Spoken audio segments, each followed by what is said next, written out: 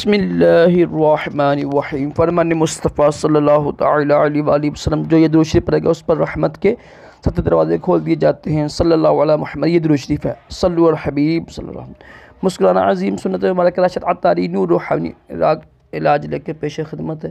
یہ تھے کالی کھانسی اور خسرہ، یہ اس کا روحانی علاج ہے قرآن پاک سے۔ یہ اوپر لکھا بھی ہوگا، چیک کر لیجیے گا، میں آپ کو سمجھاتا ہوں کس طرح کرنا ہے۔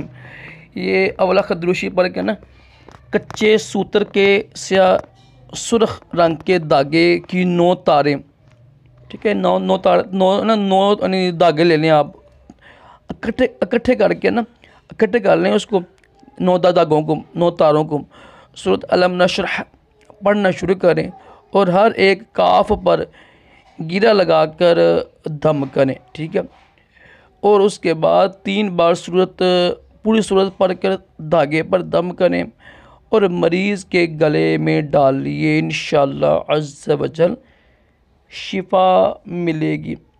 بڑا ہی آسان ہے کالی کھانسی کے لیے اور خسرہ کے لیے، تو یہ اتنا مشکل بھی نہیں ہے سورۃ الم نشرح پڑھنا، ٹھیک ہے نا۔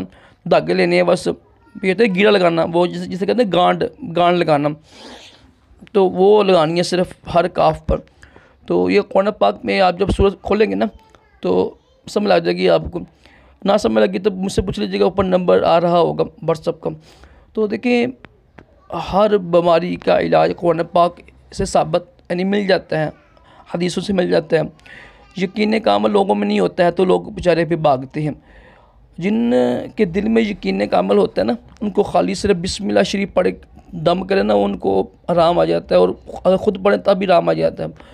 جن کا ایمان کمزور ہوتا ہے نا، ڈاما ڈول ہوتے ہیں، یقین کامل نہیں ہوتا رب کی ذات پر، تو بیچارے پورا قرآن پاک کے آگے پھونکے مارے نا تو ان کو شفا نہیں ملتی ہے، کیونکہ یقین کامل رب کی ذات پہ نہیں ہے۔